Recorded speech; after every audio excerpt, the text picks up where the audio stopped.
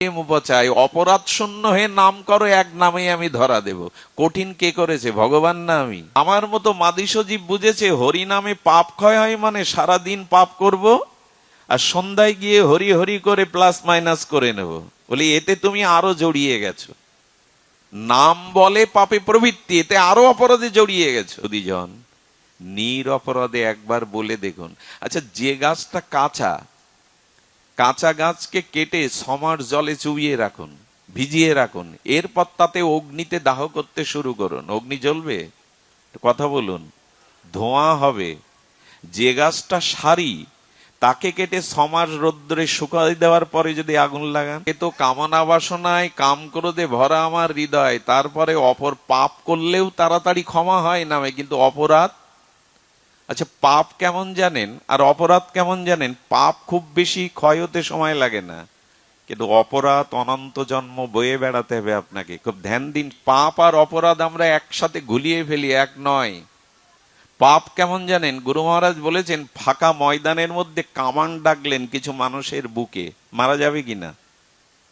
ফাঁকা মাঠের মধ্যে কিছু মানুষকে লক্ষ্য করে কামান দাগলেন, তাতে মানুষগুলো মারা যাবে কিনা?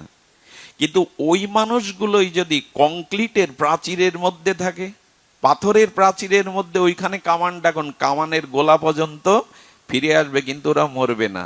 বললেন খোলা মাঠে, খোলা মাঠে যে মানুষগুলো আছে এরা পাপী, এদেরকে এক হরি নামের কামান ডাকলে ওই পাপ সব নিহত হয়ে যাবে। কিন্তু অপরাধ হলো কংক্রিটের প্রাচীরের মতো, ওর মধ্যে যারা আছে কামান ফিরে আসবে, কিন্তু তারা মরবে না। অপরাধ শূন্য হয়ে নাম করুন। পাপ তাড়াতে ভগবানের সূর্য উঠলে অন্ধকার দূর করতে সময় লাগে? আচ্ছা, অন্ধকারকে তাড়ানোর জন্য বন্দুক দিয়ে, তলোয়ার দিয়ে অন্ধকার তাড়াতে পারবেন? গায়ের বল দিয়ে অন্ধকার যাবে কি করে? আলো জ্বেলে দিন। এর জন্য কামান ডাকতে হবে না, বল প্রয়োগ করতে হবে না। তেমনি পাপ দূর করবার জন্য অন্য কিছু করতে হবে না। সর্বমহা প্রায়শ্চিত্ত যে হরি নামে। অপরাধ যদি থাকে তবে কোটি জন্ম নাম করলে প্রেম পাবে না। এখন আমরা অপরাধে জড়িয়েই নাম করছি। অপরাধ নেবেন না। এই আসনটা আমার জন্য না, এটা ব্যাসপীঠ, এটা ব্যাসদেবের আসন। এইখানে বসার আগে যদি বলি এত টাকা না দিলে আমি তোমাদের ওখানে পাঠ করতে যাব না, আমার অন্য জায়গায় এরকম দক্ষিণা দেওয়ার লোক আছে, তাহলে তার এই আসনে বসা উচিত না। অপরাধ আমরা অনেক করে বসছি। যদি বলা হয় 70,000 টাকা না দিলে আমি তোমার ওখানে হরিনাম গাইতে যাব না, তবে এটি অপরাধ। অপরাধ আর অপরাধ তো ভরা আমাদের। নিষেধ মানি আমরা, বিধি মানি আমরা। এই জন্য কলিযুগে বন্যার মতো বইছে ভাগবত কথা। বাংলাদেশে এমন কোন গ্রাম নেই যে আজ ভাগবত হচ্ছে না। গিয়ে দেখুন, প্রত্যেক গ্রামে ছোট বৃহৎ আকারে কোথাও না কোথাও হরি কথা, হরিনাম হচ্ছে। কাজ হচ্ছে কোথায়? ওদের এক স্বামীজি বলতেন যে সন্ধ্যাবেলায় বাবা আর ছেলে দুইজনই মাঝি, একজন হাল আর একজন ডাড়ে বইছে। সারা রাত হাল আর ডাড় বয়ে এই বৃদ্ধ পিতা প্রভাতের আলো যখন ফুটছে বলছে, খোকা দেখতো নৌকা কত দূর এলো। খোকা অবাক বিষয়ে বলছে, বাবা নৌকা যে বটতলায় ছিল, যে ঘাটে ছিল সেখানেই। তাহলে সারা রাত বাইলাম কি? বললো গ্রাফই তুলিনি। গ্রাফিটা তোলা হয়নি, অথচ হাল আর ডাড় বাওয়া হয়েছে। আমরা খুব পাঠ করছি, খুব কীর্তন করছি, খুব ধর্মকর করছি, তো অপরাধ থেকে আমরা নিজেকে বাঁচাচ্ছি না। শোনেন, ভাগবত কোনো শুধু গল্প গাথা নয়, ভাগবত মানে জীবন দর্শন। অপরাধ থেকে, আর এই অপরাধ আমাদের 10টা বলেছেন, 10 নাম অপরাধ। আমার মনে হয় শ্যামসুন্দর পণ্ডিত বাবা বলেছেন যদি আরো 20টা জুড়ে দেওয়া হয় আমরা মানব না।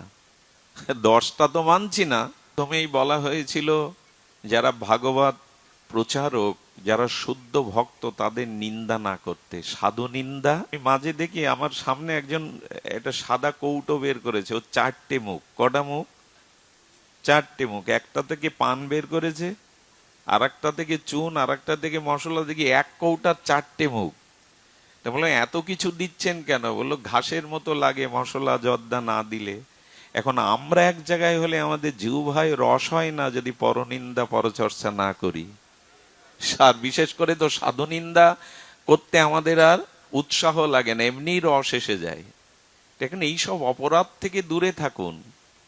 ভগবত ভক্তের নিন্দা, সাধু নিন্দা, আচ্ছা কে কি করছে তাতে আপনার আমার কি? তাকে বলে আপনি সংশোধন করতে পারবেন? রাজা হলে পারতেন সাজা দিয়ে, আপনি তো রাজা না। তো ওর দোষ গুণকীর্তন করে আপনি কি করছেন? বলে সাধু দোষ করলে বলা যাবে না, আপনি ফেরাতে পারবেন তো তাকে? দেখুন, আমি আপনাদের বলছি, প্রকৃত ভাগবত কারা? অন্যের দোষ দেখে যারা সমালোচনা করে, এরা প্রকৃত সাধু হৃদয় না।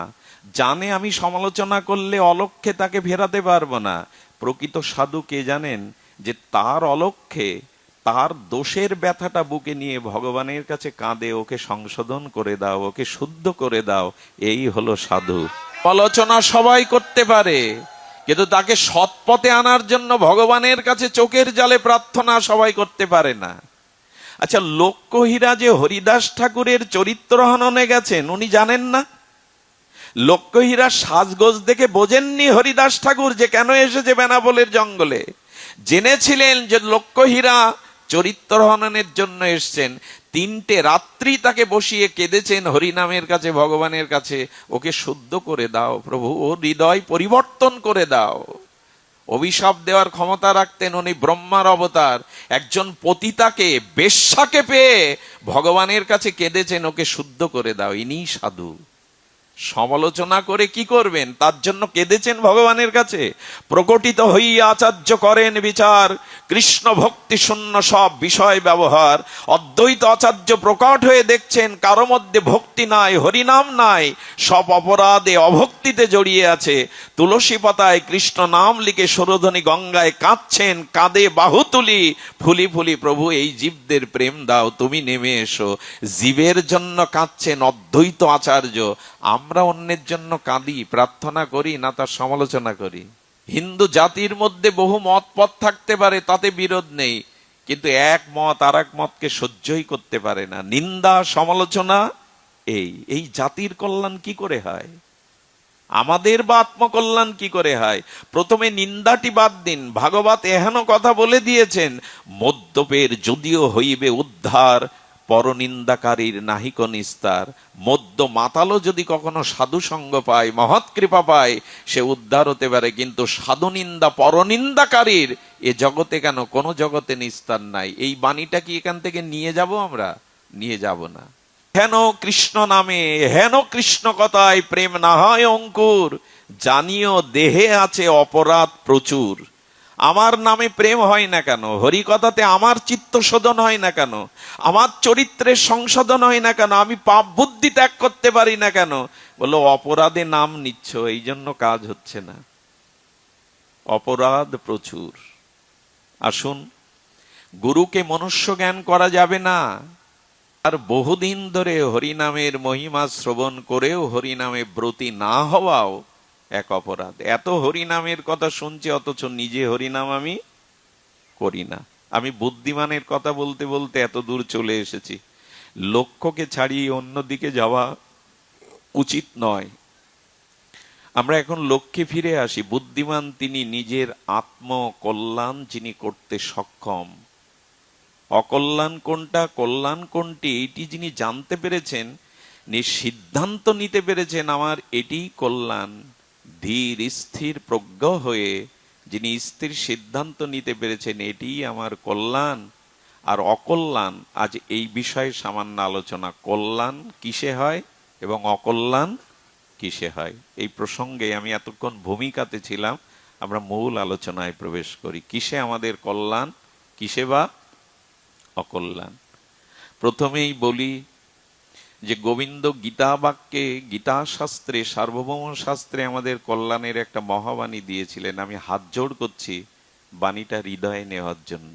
একটা কথায় আপনার জীবনে পরিবর্তন আনতে পারে যদি শ্রদ্ধালু হয়ে গ্রহণ করেন। বুদ্ধিমান তিনি, কল্যাণের সিদ্ধান্ত নিয়েছেন বা অধিকারী তিনি। কে তিনি? গোবিন্দ বলেছেন, অশক্তি অনভিসঙ্গ গৃহ দ্বারা পুত্রাদেশু। এই সামান্য শব্দটি নিয়েই আজকের আলোচনা। দেখুন, বলছেন স্ত্রী পুত্র গৃহ সংসার দেহ গেহ আছে। এখন অশক্তি অনভিসঙ্গ, ভগবানের মুখের বাণী তো, খুব মর্মস্পর্শী।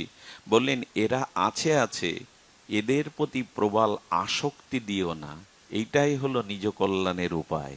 স্ত্রী আছে, পুত্র আছে, পিতামাতা আছে, ঘর সংসার আছে, দেহ আছে, কিন্তু এদের প্রতি মাত্রা অতিরিক্ত আসক্তি যদি আনো, তুমি তোমার কল্যাণ কখনো করতে।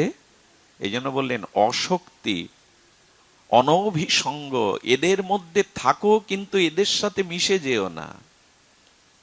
আমরা তো মিশে গেছি, আমরা তো মিশে গেছি। এই জন্য ভগবান বললেন যে আচ্ছা এই মাস, এই যে দামোদর মাস, আপনারা প্রশ্ন করতে পারেন তুমি দামোদর কথা কেন বলছে না? সবাই তো দামোদর কথা বলছে, কিন্তু দামোদরে পৌঁছার আগে দেখুন এই মাস হলো ভগবানকে প্রেমডোরে বন্ধনের মাস। কিসের মাস? এই মাসে ব্রজলীলাতে, দামবন্ধন লীলাতে গোবিন্দ বন্ধন স্বীকার করেছিলেন। ইতিপূর্বে ভগবানকে কেউ এভাবে বাঁধতে, ইতিপূর্বে কেউ ভগবানকে এভাবে বাঁধতে পারিনি। আর এই মাসও ভগবানের ন্যায় ভক্ত তাসহং তাদিসং মাসং, এই মাসও দামোদর ভক্তবৎসলের মতো তিনিও ভক্তবৎসল। তাদিসং মাসং, এই মাসও ভক্তবৎসল। এই মাসে প্রেম অনুরাগে, ভজন অনুরাগে, প্রীতি অনুরাগে ভগবানকে বন্ধন করবার মাস। এখন আমার মনে হয় আমরা ভগবানকে বন্ধন করবার মাসে ভগবানকে বাঁধছি তো, ভগবানকে বন্ধন করছি তো। আমার মনে হয় আমার মতো যারা, তারা আমরা ভগবানকে না, বন্ধন করছি সংসারকে।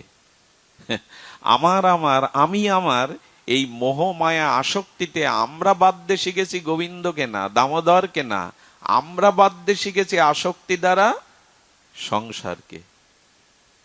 আর আমাদের যা আসক্তি, প্রাতঃস্মরণীয় পরম বন্দনীয় বৈষ্ণব সেবার মূর্তিমন্ত বিগ্রহ ছিল মুরারীমোহন দাস বাবাজি মহারাজ। উনি ওনার প্রবচনে একদিন একটা কথা বলেছিলেন যে আমার মতো যারা আসক্তিতে সংসার বেঁধেছে আষ্টে পৃষ্ঠে, তাদের দশা কেমন জানেন? মৃত্যুর সময় এক ৮০ বছরের বৃদ্ধ প্রশ্ন করছে স্ত্রীকে, ওগো তুমি কোথায়? স্ত্রী বড় আদরে অনুরাগে বলছে, এই তো আমি তোমার মাথার কাছে। বড় খোকা তুমি কোথায়? বলে, বাবা আমি তোমার দক্ষিণ হস্তে ডান হাতে বসে আছি। মেজ খোকা? বলে, বাবা আমি তোমার বাম হাতে বসে আছি। ছোট খোকা কোথায়? ছোট কাকা বলতে, বাবা আমি তোমার চরণের কাছে বসে আছি। শ্বাস উঠেছে, সেই মুহূর্তে কি বলে মারা গেল জানেন? তোরা সব এখানে তো দোকানে কে? আমরা বেঁধেছি এই, তোরা সব এখানে তো দোকানদারি করছে কে? শ্বাস উঠেছে, মৃত্যুবরণ করছে, সবার খোঁজ নিচ্ছে কে কোথায়। সবশেষে বলে কি মারা গেল? দোকানে কে? তোরা সব এখানে তো দোকানে গে। এই দুর্দশা আমার। আমি সারা জীবন যা বেঁধে গেলাম সংসারকে, মৃত্যুর সময় হরিয়ে আসবে না। মৃত্যুর সময় বিছানা বালিশ স্ত্রী পুত্রর গলা জড়িয়ে ধরে মুঠোবদ্ধ করে বলবো যাব না। যাবি না তো আবার আয়, বারবার আয় জন্ম মৃত্যু চক্রে। বুদ্ধিমানকে যে নিজের কল্যাণ করতে পারে। জং জং বাপি সরং ভবং তেজে অন্তে কলে বরং তং তম বৈতিকন্তেও সদা তদ্ভাব ভাবিতা। এই শ্লোক কার না মুখস্থ গীতার? কিন্তু এই শ্লোকটা শেষের দিনে কাজে আসবে তো, যে মৃত্যুর সময় স্ত্রী নয়, পুত্র নয়, গৃহ নয়, আপনজন নয়, যেন তোমার কথা মনে পড়ে। হে গৌর, যেন হা গৌর বলতে পারি।